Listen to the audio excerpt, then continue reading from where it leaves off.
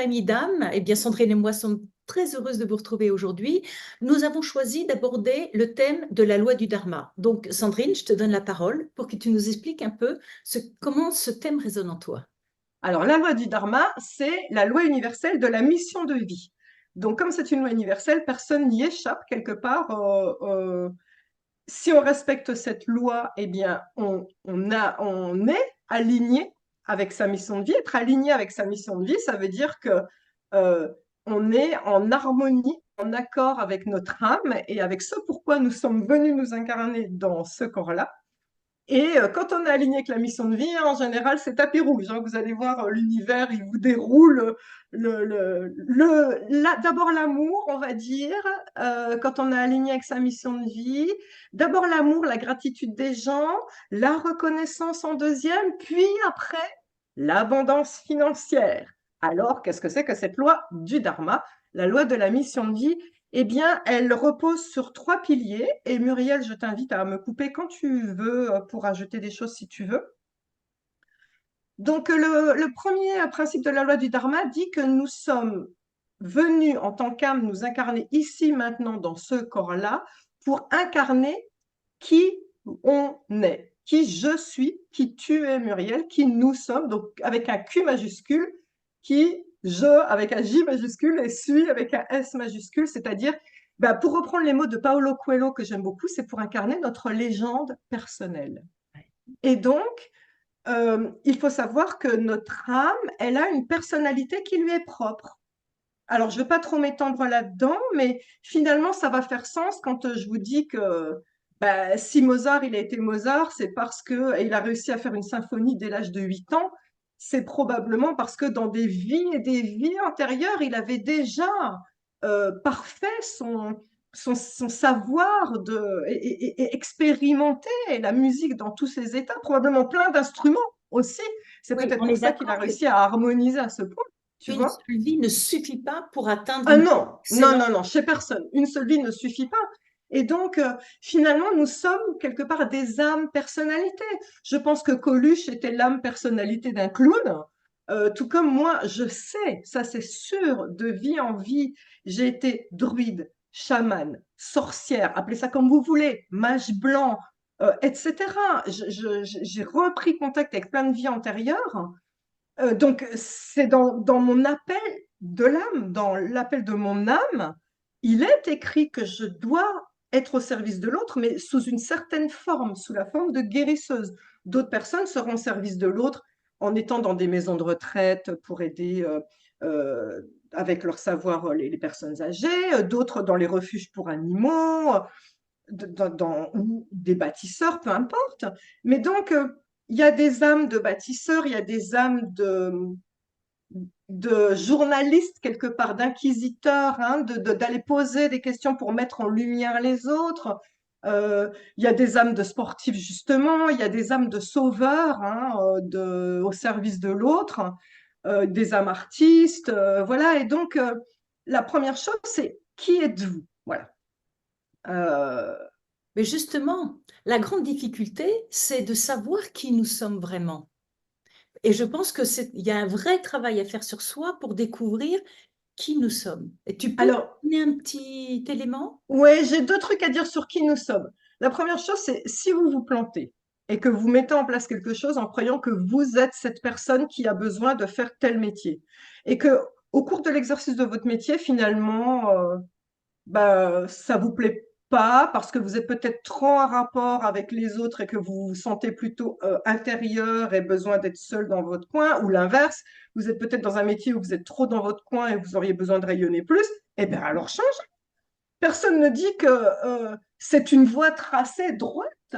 Le- le- tous les chemins sont bons pour parfaire notre savoir et pour accumuler de l'expérience. Je reprends mon expérience. Si j'étais chamane, druide, sorcière, c'est pas du tout la même chose. Vous allez me dire, vu de loin, c'est la même chose, c'est faux. C'est pas les mêmes techniques, c'est pas les mêmes façons d'appréhender les choses. Donc, non, il y a plein de façons d'appréhender qu'est-ce qu'il y a au tréfonds de votre âme. Ça, c'est la première chose. Donc, il n'y a pas d'erreur possible. Ça, c'est la première chose à savoir. Tout est bon dès lors que vous On apprend. euh, engrangez de l'expérience et que ça vous fait plaisir. Ça nourrit donc votre âme. Et la deuxième chose que je voulais dire, c'est un petit indice de qui vous êtes, et ben, c'est qu'est-ce que vous aimiez faire quand vous étiez petit?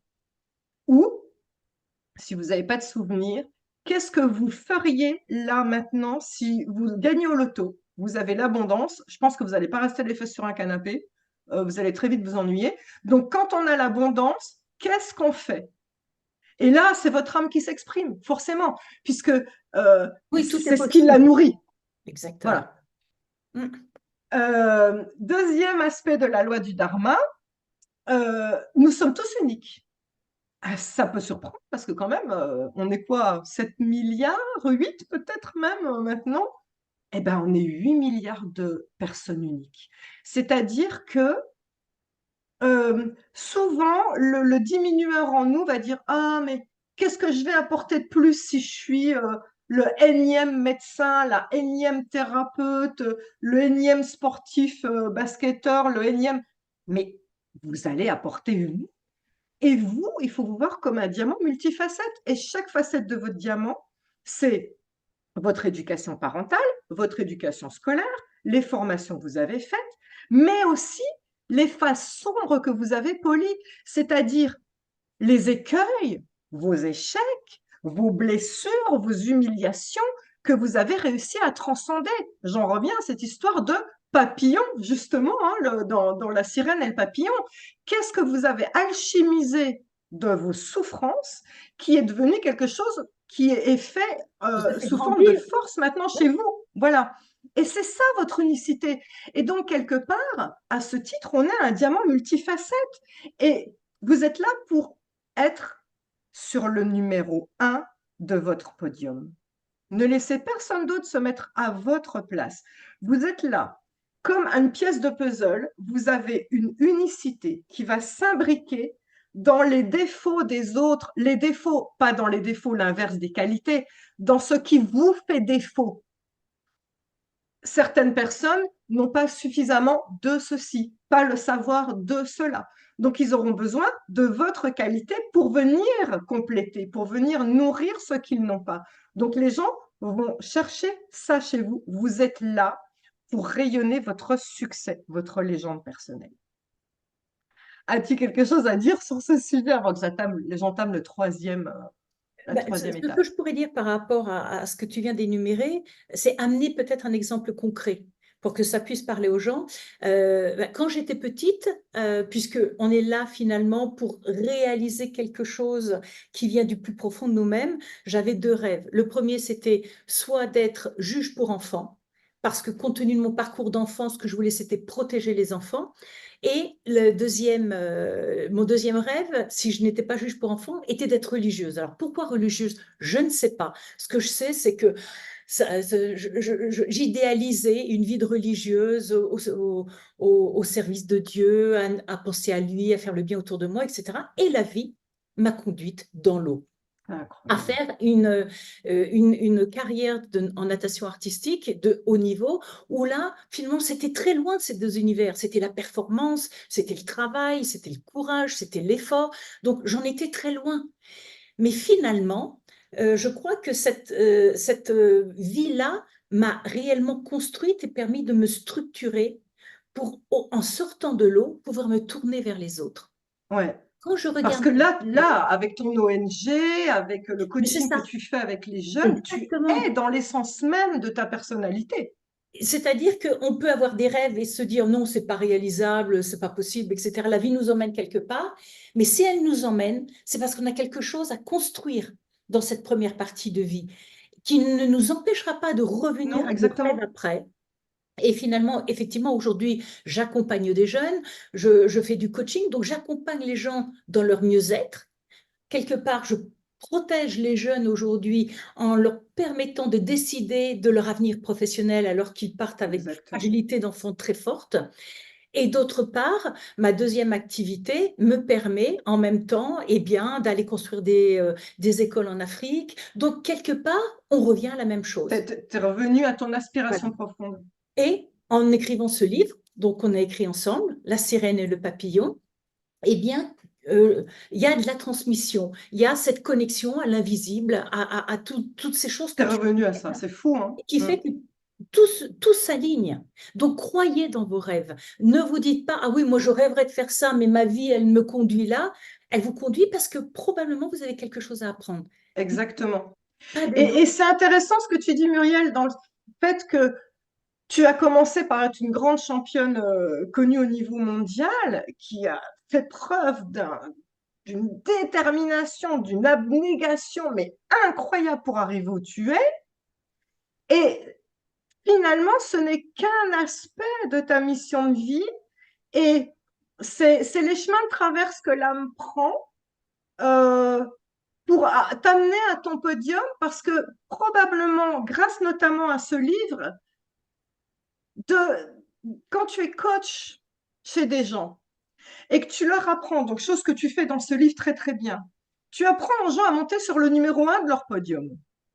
Si tu n'avais pas été numéro un de ton podium à toi, mondial, plusieurs fois, les gens pourraient très bien t'opposer. Ouais, enfin, ça va ton blabla, hein, mais qui es-tu? Qu'en sais-tu? Tu vois ce que je veux dire? Et là, c'est incroyable. C'est que non seulement tu as réussi déjà ton bien, le fait d'être au service de l'autre, déjà à l'époque, quand tu nous faisais rêver dans les bassins, tu nous amenais les paillettes dans les yeux. Tu nous as amené ce tout est possible. Et je le vois dans les commentaires que j'ai mis sur les YouTube en parlant de notre livre. Plein de gens disent, Muriel, elle m'a fait rêver. Ouais. Et donc, sans que ce soit ton but premier, déjà, tu as amené dans les gens ce tout est possible. Oui, puis je pense que cette notion d'incarner les messages que l'on passe, Voilà, surtout dans la société d'aujourd'hui où on est bombardé d'informations, de gens qui disent des choses, mais qui ne font pas ce qu'ils disent, et cette dissonance est très désagréable. Je crois qu'aujourd'hui, vu les thèmes que nous abordons dans le livre, il est fondamental que nous ayons prouvé que nous les avons incarnés avant. exactement. Donc, nous sommes Voilà, légitimes. Et cette exact, notion de légitimité exactement. est C'est importante. très important. Parce que finalement, la dimension qui manque le plus aux personnes pour aboutir numéro un sur leur podium, et on en parlera dans d'autres vidéos, on va pas trop s'étendre là-dessus, mais je crois, Muriel, que tu seras d'accord, et je sais que tu en parles beaucoup dans le livre, c'est de l'action. Ah Je ben crois oui. que la dimension de l'action, alors tu donnes beaucoup d'outils, et moi aussi un peu moins, mais sur comment, les étapes pour mettre en place cette action, mais c'est ce qui manque, je crois, hein, en ce moment, hein, le Les gens plus. ont peur de se tromper, donc ils n'osent pas, ils n'osent pas. Et au bout du compte, le problème, c'est qu'on peut rester chez soi à rêver sa vie, mais si à un moment on ne va pas sur le terrain pour savoir si nos rêves sont à la hauteur de ce qu'on imagine dans notre tête, si même on en est capable, il n'y a que l'action. Donc il y a un moment donné, on peut rêver, mais il faut se mettre en action. Il faut Ouais, on en concrétiser parlera les dans choses. un autre sujet. Exactement. Troisième notion, troisième et dernière notion de la loi du dharma, de la loi de la mission de vie, c'est ce qu'on a mis en place, à savoir qu'est-ce que votre âme veut révéler de vous, le diamant multifacette que vous rayonnez, eh ben, c'est du gâchis si, justement, comme on le disait, c'est pour être chez toi, les fesses sur le canapé. Oui. Vous êtes venu vous incarner ici maintenant dans ce corps-là pour rayonner votre unicité, mais pour votre bien et pour le bien de tous. Encore une fois, comme je le disais, vous êtes une pièce de puzzle et vous allez vous imbriquer comme par magie dans la pièce de puzzle manquante des gens pour que nous soyons tous un et complets. La spiritualité, c'est le principe, c'est nous sommes tous un. Et donc nous avons tous quelque chose, les uns les autres, à nous apporter. Et à ce titre, le diamant que vous êtes est unique et des gens ont besoin de cette unicité.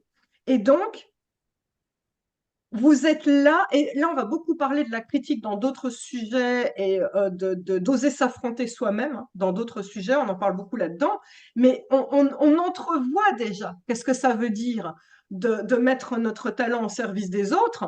C'est que, est-ce qu'on est capable de monter sur le numéro un de notre podium? Parce que vous êtes là pour ça. Donc, en tout cas, chers auditeurs, vous allez tout trouver Dans ce livre, ce sujet-là, la loi du Dharma, est vraiment très bien développé. Donc, on invite tout le monde à se procurer le livre. Vous le trouvez dans toutes les librairies. Et puis, eh ben, Sandrine, on se donne rendez-vous pour un prochain Ah ouais, podcast avec plaisir. autour d'un autre sujet. Merci Muriel. Gros Merci, chère bisous à famille tous. d'âme.